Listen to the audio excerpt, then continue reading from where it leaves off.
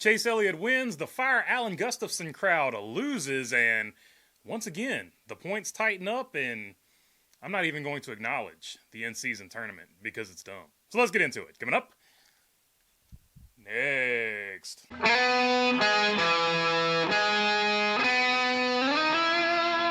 What's going on, everybody? Hope you're doing good today. All right, Chase Elliott gets the win. It is his 20th in his career, and at 29 years of age in his 10th full-time Cup Series season. That puts him 43rd all-time, tying him with Speedy Thompson. The next men on that list that he will tie is Jeff Burton, Benny Parsons, and Bobby Labonte. And all of those guys are Hall of Famers, and Chase Elliott, not even 30 yet, already in Hall of Fame territory for his career. But not only that, the win locks him into the playoffs, of which the playoff picture we will take a look at in a minute, but also for the regular season, it moved him up to second in points, which brings me to my next point. But not only that, the win locks him into the playoffs, of which the playoff picture we will take a look at in a minute, but also for the regular season, it moved him up to second in points, which brings me to my next point. Where are all of the Fire Alan Gustafson Chase Elliott fans for the entirety of this season? There is a group of Chase Elliott fans that are constantly like, Chase Elliott needs a new crew chief. We got to get Alan Gustafson off the pit crew box.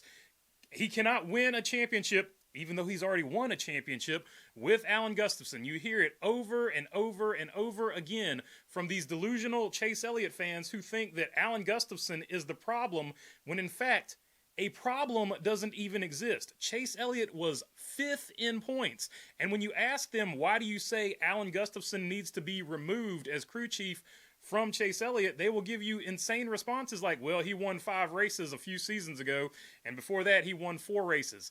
Expecting to win 5 to 4 races in current NASCAR with this next-gen car is just not realistic. Also, what's not realistic is asking for a crew chief to be replaced when you are, before this, 5th in points. Now you're 2nd place in points. So can we, for the love of God, delusional Chase Elliott fans, please stop screaming for Alan Gustafson to be fired. So that's the race winner, but as for the race itself, it was marred by cautions. There were several big wrecks in this particular event, the first of which was caused by Christopher Bell. That took out 2 or 3 cars, but then right after that one, there was an even bigger wreck that took out half the field when Denny Hamlin, basically accordion affected, but basically Denny Hamlin was at the start of it. After he wrecked, everyone behind him wrecked as well. Nemechek, Cindric, Logano, Byron, you name it, they were in it. Ross Chastain, Suarez, you just name it. If it's one of your favorite drivers, they were probably somehow involved in that wreck. If it didn't take them all the way out of the race, it certainly didn't help their chances to win the event. So it does at least have to be noted that this was a super speedway race in effect, because we had several big wrecks. But that's what super speedway racing does. It gives us unpredictable results, and as a consequence, let's take a look at the top 10. Chase Elliott, of course, gets the win. Brad Keselowski, who desperately needed a win, and it really would have tightened the points up at the cut line as well if Brad Keselowski had won.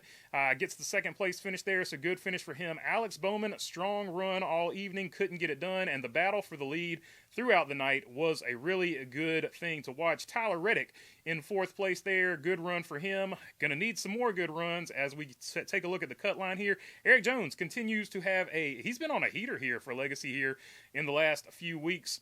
Good finish for him, 5th place there. Ricky Stenhouse Jr.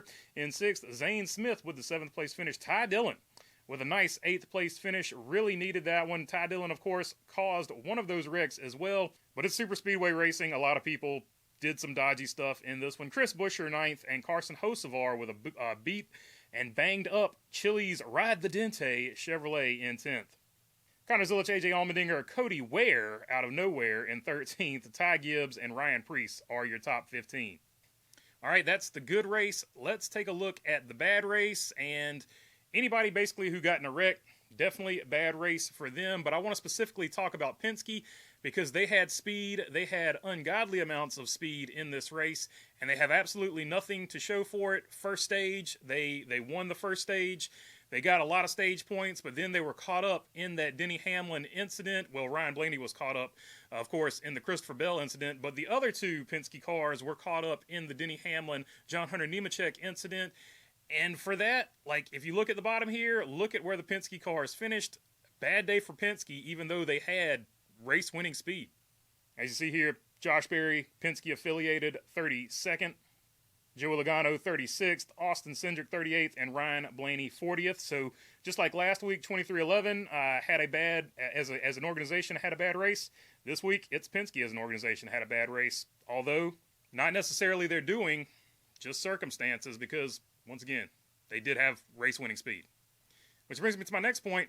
How's everybody's bracket doing? Nobody cares. Nobody cares about the bracket. They tried to inorganically push it for the most of the part all night, but I still feel like, for the most part, except for people that really just have to have action on this, nobody cares about the bracket.